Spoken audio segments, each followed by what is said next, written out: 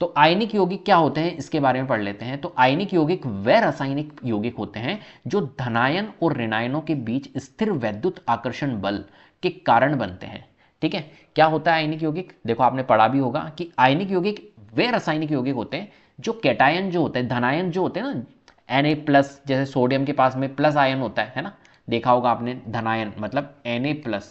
तो plus ion जो होता है सोडियम के पास में, सोडियम क्या होती है, एक धातु होती है, तो उसके पास में प्लस आयन होता है। ऐसे ऋणायन होता है ना, आपने देखा होगा Cl, क्लोरीन होती है, एक गैस होती है, उसके अंदर माइनस होता है आयन, उसको हम बोलते हैं ऋणायन। तो ये कैटायन जो होता है, जो धनायन होता है और जो ऋणायन होते हैं, उनके बीच में स्थिर वैद्युत आकर्षण बल, इनके बीच में क्या होता है, आकर्षण बल होता है ना, और ये बिल्कुल पास में आ जाते हैं, तो इनसे एक कंपाउंड बन जाता है। ठीक है, वो उसको हम बोलते हैं NaCl। एक तरह से ये बन जाएगा पास में तो NaCl बनेगा, और NaCl एक तरह से क्या है, आयनिक यौगिक बना रहा है। NaCl एक आयनिक यौगिक होता है। तो इसे आयनिक बंध या वैद्युत संयोजी बंध भी कहते हैं, मतलब इन्हें आयनिक बॉन्ड कहा जाता है, क्योंकि ये एक तरह से एक बल के कारण बन रहे हैं। ठीक है, और उस बल के कारण बन रहे एक बॉन्ड बन रहा है इनके बीच में, तो उस बॉन्ड को हम आयनिक बॉन्ड कहते हैं। आयनिक बॉन्ड इसलिए कह रहे हैं क्योंकि आयन से बन रहे हैं। ठीक है, एक धनायन है एक ऋणायन है, और आपने देखा होगा धनायन और ऋणायन ये दोनों आपस में क्या होंगे, अट्रैक्ट करेंगे, एक दूसरे की तरफ आकर्षित होंगे, है ना। और दोनों अगर सेम होंगे, जैसे धनायन धनायन होंगे, तो वो एक दूसरे को दूर करेंगे, ठीक है, रिपेल करेंगे, ऐसा होता है ना। तो यहां पर क्या है, आयनिक बंध है, आयनिक बॉन्ड है। आयनिक अगर बॉन्ड है तो इसके पास में प्लस आयन है, इसके पास में माइनस आयन है, तो दोनों आपस में क्या होंगे, आकर्षित होंगे, या इसको हम वैद्युत संयोजी बंध, इलेक्ट्रोवैलेंट बॉन्ड भी यहां पर कहते हैं। ये यौगिक जो है, ये सामान्यतः जो आयनिक यौगिक होते हैं, ये सामान्यतः धातु और अधातु के बीच बनते हैं। जैसे यहाँ पर देखो Na+ है, तो प्लस आयन होता है, प्लस आयन जो होता है, धनायन जो होता है, वो धातुओं के पास में होता है। आप देखना जितनी भी धातुएं होती हैं उनके पास में प्लस आयन होता है, और जितनी भी अधातु होती है ना, जितनी भी गैसेज है, ठीक है, जितनी भी अधातु है, ठीक है, उनके पास में माइनस आयन होता है, मतलब ऋणायन होता है। तो धातु और अधातु के बीच में बल लगता है, ठीक है, और धातु और अधातु के बीच में ही ये आयन क्या बनते हैं, एक तरह से आयनिक यौगिक बनते हैं, ये आयंस बनते हैं। चलिए, तो आयनिक यौगिक हम समझ गए। तो आयनिक यौगिक बनने की क्या प्रक्रिया होती है, किस तरीके से बनता है, जैसे मैंने अभी आपको बताया था Na और Cl के बीच में बनेगा तो NaCl बन जाएगा, राइट।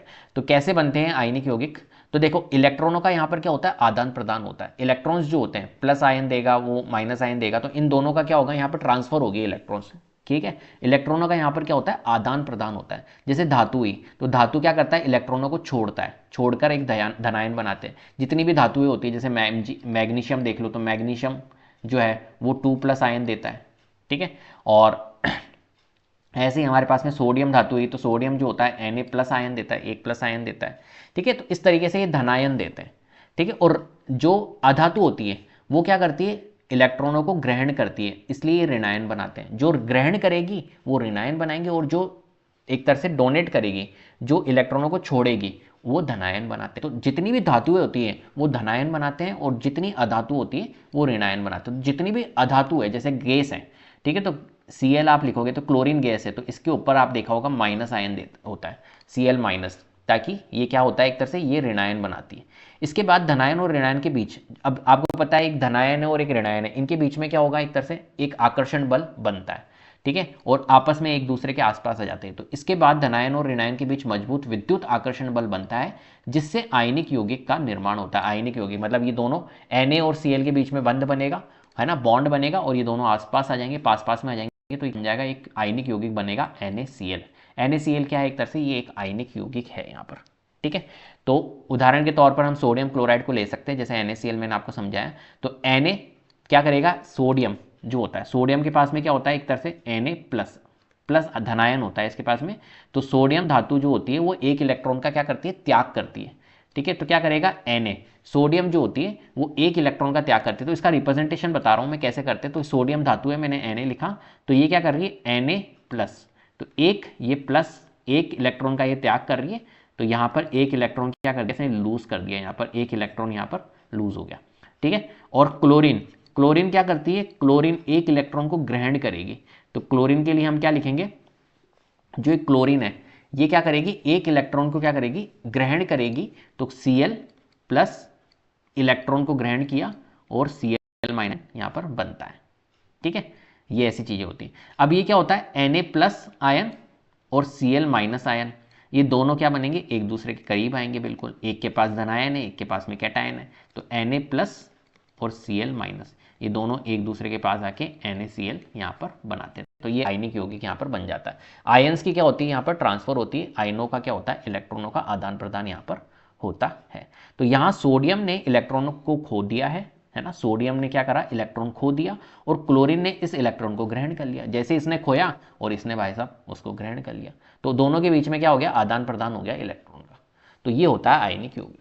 चलो, आयनिक यौगिक जो होते हैं उनके क्या गुण होते हैं, तो देखो आयनिक यौगिक के गुण देख लेते हैं। तो आयनिक यौगिक जो होते हैं ना, जैसे कि अभी मैंने आपको बताया था कि जो कार्बनिक यौगिक होते हैं इनका जो गलनांक होता है, क्वथनांक होता है, वो बहुत लो होता है, बहुत कम होता है, ठीक है। वहीं अगर हम आयनिक यौगिक की बात करें तो इनका जो गलनांक होता है वो बहुत ज़्यादा होता है, ध्यान रखना, उच्च गलनांक और क्वथनांक होता है, इसका high melting and boiling point होता है, ठीक है। आयनिक यौगिकों के गलनांक और क्वथनांक बहुत अधिक होते हैं क्योंकि धनायन और ऋणायनों के बीच बहुत ज़्यादा एक आयनिक बंध होता है, क्योंकि इनके बीच में जो बंध होता है ना बहुत स्ट्रांग होता है, ठीक है। बॉन्ड जो होता है वो इनके बीच में बहुत स्ट्रांग होता है, तो इनका जो हाई मेल्टिंग पॉइंट और बॉइलिंग पॉइंट होता है, उच्च क्वथनांक और गलनांक होता है, जबकि जो कार्बनिक यौगिक होते हैं उनके बीच में इतना स्ट्रांग बॉन्ड नहीं होता है, ठीक है। चलिए, उदाहरण के तौर पर जैसे NaCl देखा होगा आपने, तो NaCl सोडियम जो क्लोराइड है उसका जो गलनांक होता है वो 801 डिग्री सेल्सियस होता है, सोचो कितना, 801 डिग्री सेल्सियस, कितना गलनांक है इसका, ठीक है। तो इतने डिग्री पे ये क्या होता है, मेल्ट होता है अप्रॉक्स। चलो, जल में घुलनशील देख लेते हैं, तो क्या ये जल में घुलनशील होते हैं, जैसे कि अभी मैंने आपको बताया था जो कार्बनिक यौगिक होते हैं वो जल में घुलनशील नहीं होते हैं, लेकिन इनको जैसे जल में डालोगे तो ये घुलनशील होते हैं, क्यों, क्योंकि जैसे जल में घुलेंगे ये तो ये अपने आयंस को क्या करेंगे, फॉर्म करेंगे, आयंस इनके बनेंगे। तो अधिकांश आयनिक यौगिक जो होते हैं वो जल में क्या होते हैं, घुलनशील होते हैं, क्योंकि जल में एक ध्रुवीय विलायक, जो पोलर सॉल्वेंट होता है, एक ध्रुवीय विलायक होता है और ये आयनों को अलग कर सकता है। जल के अंदर एक ध्रुवीय विलायक होता है जिसकी वजह से ये आयंस इसके जो होते हैं, जैसे वाटर है, वाटर में जैसे ही आप डालोगे इसको आयनिक कंपाउंड को, ठीक है, आयनिक यौगिकों को, तो ये क्या करेंगे, अपने आयंस अलग अलग कर देंगे। सोडियम क्लोराइड जैसे फॉर एग्जांपल NaCl आपने डाला तो Na अलग हो जाएगा और Cl अलग हो जाएगा। NaCl क्या है, एक यौगिक है, एक आयनिक यौगिक है, जैसे ही आपने इसको जल में डाला तो Na प्लस अलग हो जाएगा और Cl माइनस अलग हो जाएगा, ठीक है। तो ये जल में क्या होते हैं, घुलनशील होते हैं, लेकिन वे अध्रुवीय विलायकों जैसे पेट्रोल में, बेंजीन में, इनमें अगर आप डालोगे तो ये इनमें घुलते नहीं है, लेकिन ये जल में जरूर घुलते हैं, जल में घुलनशील होते हैं, ठीक है। विद्युत चालिकता, क्या इसमें इलेक्ट्रिसिटी प्रवाह कर सकती है, तो बिल्कुल चल सकती है, ठीक है। ये विद्युत के अच्छे चालक होते हैं, सुचालक होते हैं, ठीक है। क्यों, क्योंकि जल में घुलनशील होते हैं। तो देखो, ठोस अवस्था में आयनिक यौगिक विद्युत का संचालन नहीं करते, ठीक है। पहली बात तो जो आयनिक यौगिक होंगे वो अगर ठोस अवस्था में हुए तो उसके अंदर विद्युत प्रवाह नहीं करेगी, लेकिन ये अगर लिक्विड फॉर्म में हो, क्योंकि आयन स्वतंत्र रूप से नहीं चल सकते इसके अंदर ठोस अवस्था के अंदर, लेकिन जब इन्हें पिघलाया जाता है या जल में इनको घोल दिया जाता है, जैसे ही आप इसको जल में डाल दिए या इन्हें आपने पिघलाया, ठीक है, तो ये विद्युत का संचालन करने लगते हैं। जैसे NaCl है तो NaCl जल में घुलकर Na प्लस और Cl माइनस आयन बनाता है जो विद्युत द्वारा प्रवाहित कर सकते हैं, ठीक है। कठोरता और भंगुरता कैसे है, तो देखो ये बहुत हार्ड होते हैं, है ना, और नेचर में ब्रिटल होते हैं। ब्रिटल मीन्स होता है भंगुरता, है ना, भंगुरता मीन्स होता है कि यार ये ना, जैसे आप इनको पीटोगे ना, ये कठोर तो होते हैं लेकिन फटाफट से ये टूट जाएंगे, बिखर जाएंगे, ठीक है। क्यों बिखरते हैं, इनके यौगिक क्यों टूट जाते हैं, इसको समझते हैं। देखो, आयनिक यौगिक जो होते हैं वो कठोर होते हैं लेकिन भंगुर, ब्रिटल होते हैं। क्यों, जब उन पर जोर से प्रहार किया जाता है तो आयन की परतें खिसक जाती है, जो इनकी आयन्स होते हैं उनकी जो परतें होती है वो क्या होती है, उनकी लेयर्स जो होती है वो खिसक जाती है। उसकी वजह से क्या होता है, समान चार्ज वाले आयन पास पास आ जाते हैं, ठीक है। जैसे खिसकेगी तो समान जो प्लस प्लस आयन है, धनायन और जो ऋणायन है, वो क्या होंगे, बिल्कुल पास पास आ जाएंगे, समान आयन जिनके हैं, और जिससे वो क्या होंगे, एक दूसरे को प्रतिकर्षित करते लगते हैं, एक दूसरे को दूर भगाने लगते हैं, और एक दूसरे को दूर भगाएंगे तो उनके यौगिक क्या हो जाएंगे, टूट जाते हैं।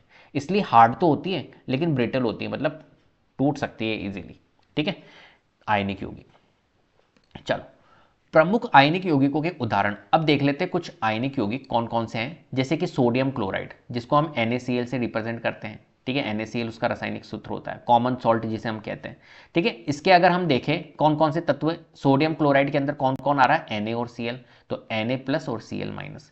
ऐसे कैल्शियम क्लोराइड, ये भी एक हमारा क्या है, आयनिक यौगिक है, CaCl2 जिसे हम कहते हैं रासायनिक सूत्र, ठीक है। इसके अंदर कैल्शियम आ रहा है और क्लोरीन आ रहा है। पोटेशियम में K आ रहा है और O आ रहा है, K2O जिसे हम कहते हैं। मैग्नीशियम ऑक्साइड MgO और एल्यूमिनियम ऑक्साइड Al2O3। ठीक है, ये सब क्या है, एक तरह से रासायनिक सूत्र हैं इनके आयनिक यौगिकों के। तो ये आयनिक यौगिक होते हैं।